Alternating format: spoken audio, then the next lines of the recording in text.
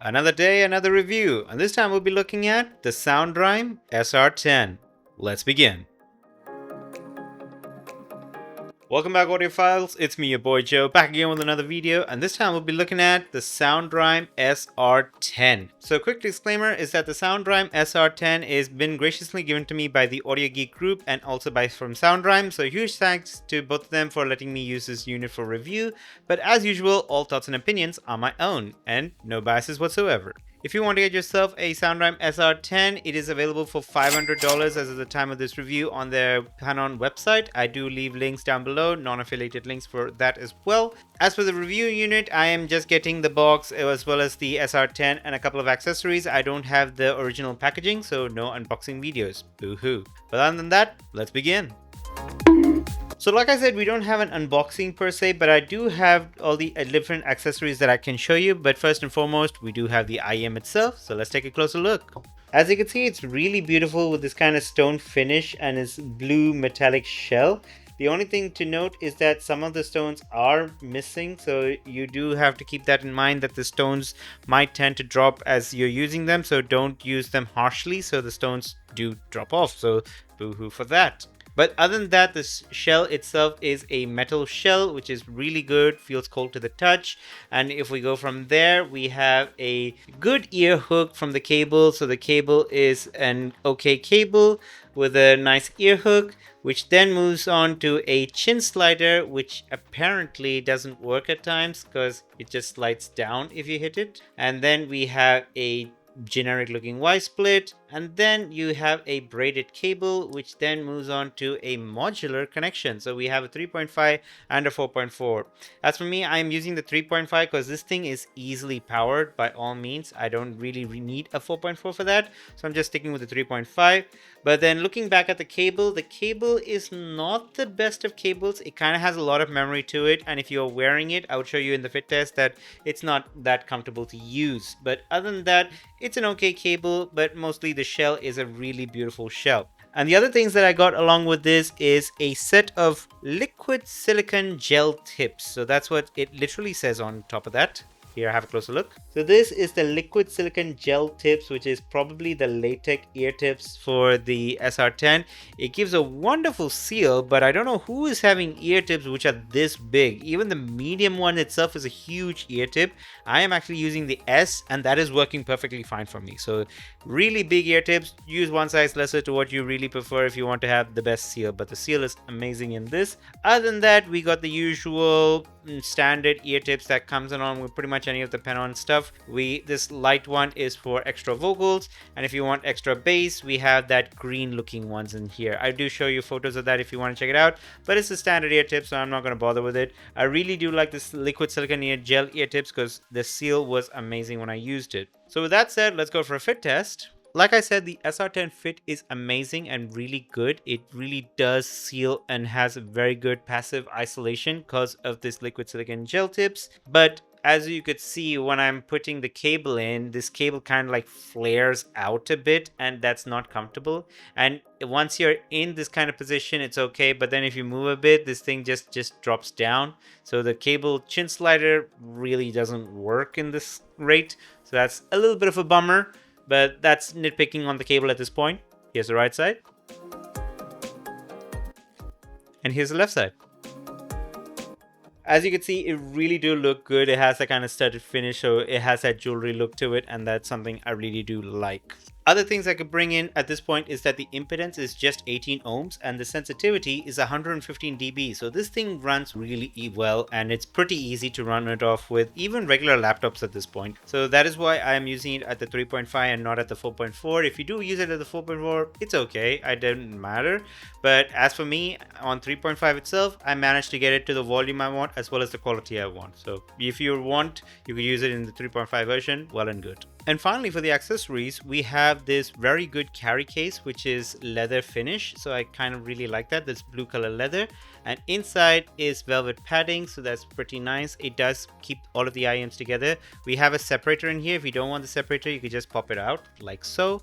And then you could put all the IEMs in here, so you really don't need the separator for that aspect. But the one little nitpick that is there in the case is, if you have a closer look at the case, you could see that we have SoundRhyme written on the case, but then on a closer inspection, it is SoundRhyme. So there's a little bit of an oversight from the design department that having something as big as this with the logo printed on top, and you have this kind of a typo on the top. So if you're willing to overlook that particular thing, and if you're going to use other cases, okay, but then you'll keep on having to look at this and see that, oh, okay, it's been spelled wrong. So that's a little bit of a mistake from their side, but I don't hold it against them. But given that we're spending $500 on this, it does hurt a little bit to see that. Now with this stuff connected, it's time to move on to the sound impression. So before we get to the frequency response graph, as usual, the frequency response graph is not the be all and end all. It doesn't give the whole aspect of the sound impression of the IEM. It just gives a little bit of a taste, and it's something to show so you can understand what I'm talking about. But other than that, take whatever I say with a huge block of salt. And with all that said, let's look at the frequency response graph of the SR10. So as you can see, this one has a really good bass shelf, which is out there at close to 70, which then goes really gradual down there, and then just smoothly goes up to give a very good mellow vocal, and then it actually has a good range of presence and air overall. So in terms of signature, I would say that this one is a heavy bass oriented IEM. This is really good in terms of bass. So by all means, I would say that this is a basshead's dream. The bass is super thumpy. The bass sub bass rumble is amazing. It's kind of close to guttural level sub bass. That is something I really do like about the SR10.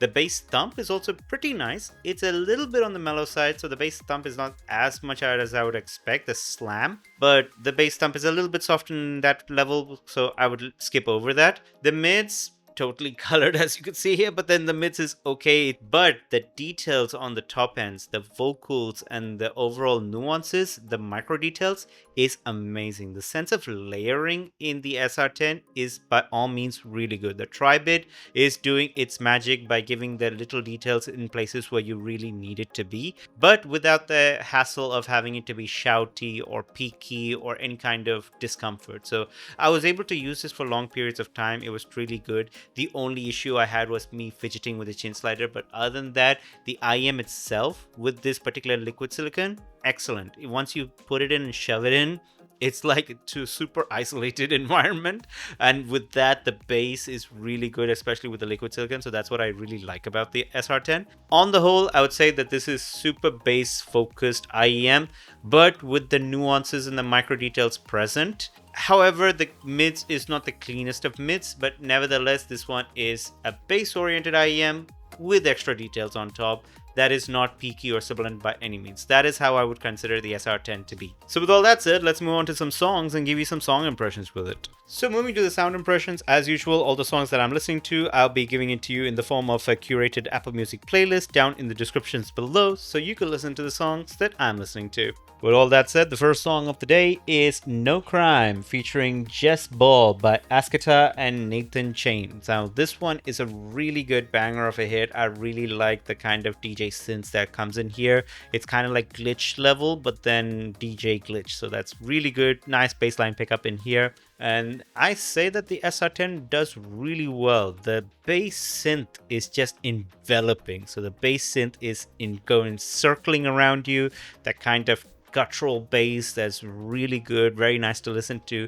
The bass slam, as stated before, the bass slam is a little bit on the softer side, but because the sub bass rumble is really good, I kind of enjoy with the rumble and don't mind much with the slam. And the vocals is really clean. Even despite all that sub bass which is present in the song, the vocals is still a little bit on the forward end, and it is very clear. The nuances is in there, all the individual technicalities, the micro details, it's all picked up so well from the SR10. So that is something I really did enjoy. The little ticks, the hi-hats, the snares, all of them are very clean. In terms of separation between the left and the right, it's really good. Between right to left and left to right, the bass may be a little bit of a mix-up between right to left, but then I say that the higher ends, when the vocals are moving left and right, very good, very well done in imaging perspective. The soundstage is also close to wide. I would say it's more wider than usual, and that is also a good plus point on the SR10. When all the different instruments comes together, it still maintains that layering on the different instruments. It doesn't muddle up all the different instruments, and that is also a very good plus point on the SR10. Overall, excellent song and excellent music done very well with the SR10. Alright, so the next song that we're going to look at is No One featuring B.I. by Lee. And this one is a really good song with female vocal as well as male rap parts in it. And the SR10 did it really well. It hit it to the park with this. As usual, the bass line and the bass guitar is picked up really well with the SR10. The bass rumble is there and you could clearly make out that bass guitar done so well. The vocals, once again, the female vocal and the male vocals are very clear. It's not drowned out in the bass at all. Very clean, crystal clear vocals, and the extra nuances that's present is wonderful. Especially when the male rap part kicks in, there are actual different trumpets and bass line that gets added into the song. You could clearly listen to each one of them, and the kind of nuance and the clarity of the trumpet is in a different level. I actually kind of reimagined the song with this particular SR10, and it's done really well. I can't stress the point that the nuances is so good with the SR10. That's really nice, and overall excellent song done really well with the SR10. So what are my overall thoughts and opinions on the SoundRhyme SR10? Well, first and foremost, the shell is a super beautiful shell. It's really nice with the stone finishes on top. The only thing I have in mind is that some of the stones, as you can see, does drop, and it might be a problem to some since that it is a very expensive IEM and the stones do tend to fall off. Maybe if you're very careful with it and if you don't damage it, then the stones might not fall off, but on the whole, maybe on the long run that might happen. The shell themselves is metal, so that's really good. It's very comfortable to wear for long periods of time, and the ear tips is a excellent ear tips. Given that this is a liquid silicone ear tips, the seal is extremely good, so that's really nice. The cable, it might not be the best cable in the world, so that's something that I would keep in mind. Maybe you would use your own cable, so that's probably not be a bother, but the cable is an okay stock cable, I would say. But really, I like cable where the chin slider works, but this one just doesn't. It just slides all the way down, and that's a bummer. In terms of overall sound signature, this is amazing. So sound wise, it's incredible. It has really good bass quality to it. The bass slam is not the best of bass slams. It's just a bit on the soft side, but the overall vocals, the technicalities is extremely good with the SR10. So with all that said, what is my rating? Well, I have to give the rating in an overall package. And given that the SR10 sound signature is amazing, I do give it for that. But since the cable is not that good, and the stones do tend to fall off, so that is something to be noted in the long run. So with the cable and the stones in place, but the sound signature is amazing, that's what I have to give the SR10, a very good 4 out of 5 stars for that. But if you're talking in sound signature alone, and if you're not going to care much about the cable, then that by all means this is an excellent, maybe even close to 5 out of 5 on that front.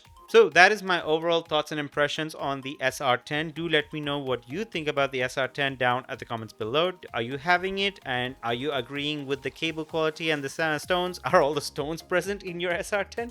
Do let me know about that down in the comments below, but I will be happy to answer them for you. And as usual, if you do like my videos, give me a thumbs up. If you don't like my videos, give me a thumbs down. I don't know.